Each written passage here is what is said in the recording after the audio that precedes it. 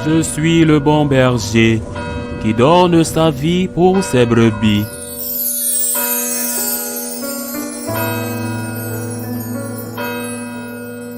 En ce temps-là, Jésus arrivé dans la région de Césarée de Philippe demandait à ses disciples, « Au dire des gens, qui est le Fils de l'homme ?»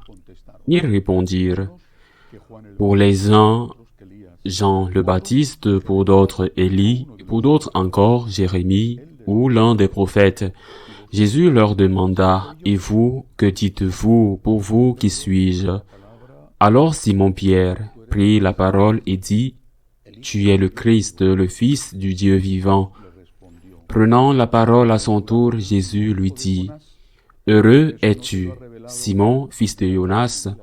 Ce n'est pas la chair et le sang qui t'ont révélé cela, mais mon Père qui est aux cieux. Et moi, je te le déclare, tu es Pierre, et sur cette pierre je bâtirai mon église. Et la puissance de la mort ne l'emportera pas sur elle. Je te donnerai les clés du royaume des cieux. Tout ce que tu auras lié sur la terre sera lié dans les cieux. Et tout ce que tu auras délié sur la terre sera délié dans les cieux. » Acclamons la parole de Dieu. L'Église célèbre aujourd'hui la solennité de Saint Pierre et de Saint Paul. Ils ne sont pas les fondateurs de l'Église. Le fondateur de l'Église est Jésus-Christ lui-même. Ils ne sont pas la tête de l'Église. La tête de l'Église, comme nous le rappelle Saint Paul lui-même, est Jésus-Christ. Quand Saint Paul parle du corps mystique du Christ, il dit que le Christ est la tête et que nous sommes ses membres. Mais ils ont tous les deux, une importance extraordinaire, tous les deux, parce qu'on ne célèbre pas seulement la fête de Saint-Pierre, mais aussi la fête de Saint-Pierre et celle de Saint-Paul. Pierre et Saint-Paul, les deux ont une importance extraordinaire.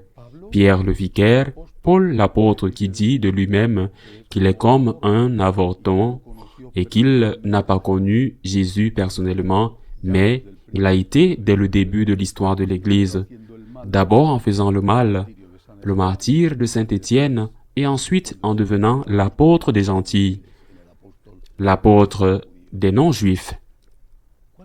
Quelle est la première leçon que nous devons tirer de ces deux grands de notre Église?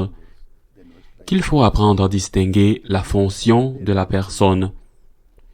Et nous n'en sommes pas toujours capables.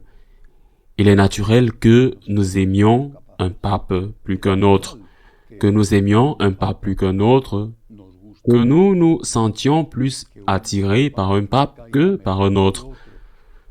Je me souviens qu'à la mort de Saint Jean-Paul II, les gens du Vatican ont dit qu'il serait très difficile pour le prochain pape de chausser les sandales du pécheur, parce qu'elles allaient être trop grandes pour lui et que l'on ne savait pas encore que le prochain serait Benoît XVI. Bien sûr, une personnalité différente de celle du pape Saint Jean-Paul II, mais une personnalité attrayante, extraordinaire pour d'autres raisons. Par exemple, la grande sagesse et la grande humilité du pape Benoît. Nous devons apprendre à distinguer, à séparer la personne de sa fonction, parce que si nous confondons, nous courons le risque de rejeter la fonction parce que nous rejetons la personne. Je n'aime pas cette personne. Et alors, je laisse de côté non seulement la personne, mais aussi le charisme. Cela s'applique bien sûr non seulement au pape, mais aussi aux évêques et aux prêtres. Il y aura des prêtres dont la personnalité, le dévouement, la sympathie sont plus attrayants que d'autres. Et d'autres, pour une raison ou une autre, sont plus insociables ou inamicaux. Qui suis-je, le Christ ou le prêtre? Qui suis-je, le Christ ou le pape? Quand je donne un nom, et souvent les parents changent de nom, Je dis qu'il y a une personne, mais ce que cette personne s'appelle Jean-Paul, et qu'avant, elle s'appelait Carole, elle s'appelait Benoît, et qu'avant, elle s'appelait Joseph, ou qu'elle s'appelle François, et qu'avant, elle s'appelait Georges Mario. Pour citer les cas les plus récents, quand je donne un nom, je donne le nom à une personne, mais ensuite je donne ou je dois ajouter François Pape, Benoît Pape, Jean-Paul Pape. Avant c'était Carole, maintenant c'est Jean-Paul Pape. Je peux être plus ou moins attiré par Carole, mais je suis Jean-Paul Pape. Avant c'était Joseph, maintenant je dis Benoît Pape. Avant c'était Georges Mario. Maintenant je dis François Pape. C'est la fonction que je recherche, le don que le Seigneur a préparé pour son Église à travers cette personne qui, comme une personne a ses défauts, son caractère, elle sera très attirante pour certains et très peu attirante pour d'autres. Mais c'est le pape et je ne veux pas savoir le contraire. C'est le pape, je le répète, le chef de l'Église n'est pas le pape, le chef de l'Église est Jésus-Christ. Le pape est le vicaire du Christ, il n'est pas le propriétaire du message, il est le premier serviteur du message. Il est celui qui a la mission historique confiée par l'Esprit Saint de transmettre le dépôt de la foi dans son intégralité et de veiller à ce que ce dépôt de la foi ne soit pas déformé, ne soit pas entaché, ne soit pas manipulé, ou que les choses qui ne sont pas d'accord avec le monde ne soient pas supprimées. Si nous n'avons pas cette vision spirituelle, c'est-à-dire une vision de Dieu, de la réalité, eh bien, nous nous faisons beaucoup de mal et parfois nous faisons du mal. Je n'aime pas ce pape, je quitte l'Église. Et pourquoi? Qui suivez-vous? Je n'aime pas ce pape, je quitte l'Église. Et pourquoi? Qui suivez-vous?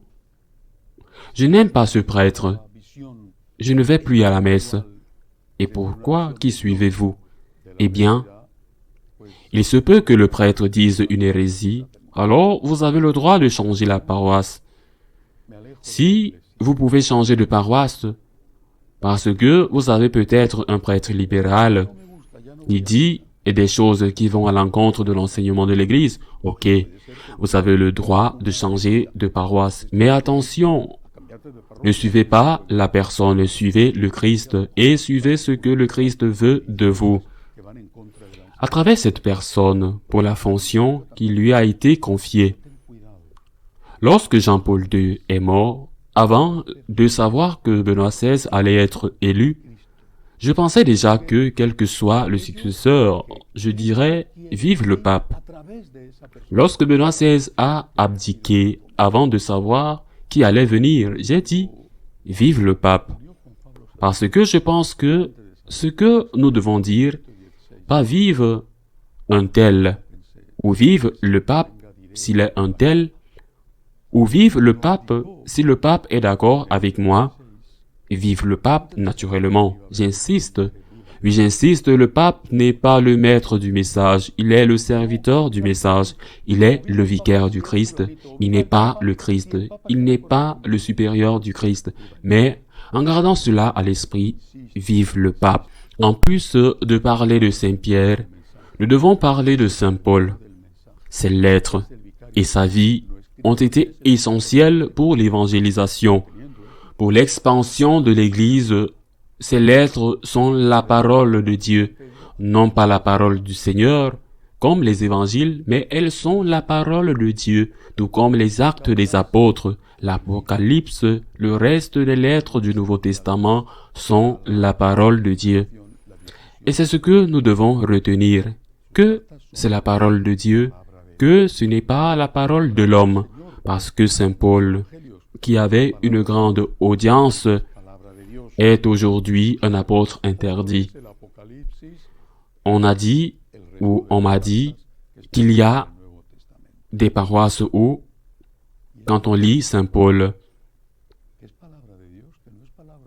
dans la lecture quotidienne de la messe ou dans la deuxième lecture du dimanche, on refuse de le lire et on met une autre lecture de la Bible ou d'un autre auteur. On m'a dit qu'on le fait. Et pourquoi cela? Parce qu'il considère que Saint Paul est homophobe, que Saint Paul est sexiste, et que Saint Paul ne reflète pas la spiritualité du Christ, disent-ils, mais reflète la pensée de son temps. Dans un monde sexiste, Saint Paul est sexiste, et ce que Saint Paul enseigne ne peut pas être accepté comme venant de Dieu. Dans un monde homophobe, Saint Paul détestait les homosexuels, et ce que Dieu, autant pour moi, et ce que Saint Paul enseigne ne peut pas être accepté comme venant de Dieu. Mais Saint Paul, il se trouve qu'il écrit et qu'il dit aux maris de s'occuper de leurs femmes, comme le Christ de son Église. Il n'a pas l'air d'être très chauvin. Et Saint Paul n'a pas vécu dans un monde homophobe. Certes, en Israël, c'était autre chose. Mais chez les païens, les Padaniens, il n'y avait pas d'homophobie. Du célèbre César, Jules César, on disait qu'il était l'homme de toutes les femmes et la femme de tous les hommes. C'était quelque chose de courant. Donc, s'il rejette l'homosexualité, l'exercice de l'homosexualité, désolé, ce n'est pas parce qu'il a été influencé par son époque et par sa culture. Quel manque de culture ceux qui disent cela. Saint Paul, ce qu'il a écrit, c'est la parole de Dieu. Et si c'est la parole de Dieu, ce n'est pas quelque chose qui est soumis au mode ou aux impératifs culturels de son temps. Si aujourd'hui nous lisons Romains, nous lisons Éphésiens, nous lisons Philippiens, ou nous lisons la lettre aux Corinthiens, nous devons le lire non pas comme quelqu'un qui lit quelque chose d'un écrivain démodé, qui n'est pas d'accord avec ce que le monde dit aujourd'hui, mais nous devons le lire parce que nous lisons la parole de Dieu et le message que Dieu donne à l'Église par l'intermédiaire de Saint Paul. Je conseille à tous ceux qui rejettent Saint Paul de faire un petit effort pour le lire et ils devront découvrir comment l'Esprit Saint a parlé à travers cet homme. Un homme, par contre, qui est extrêmement humble et qui reconnaît ses propres misères. Il les reconnaît et qui les écrit. Un homme qui a une épine dans la chair et qui a demandé plusieurs fois à Dieu de l'en délivrer et à qui Dieu a répondu: ma grâce te suffit, la force se réalise dans la faiblesse.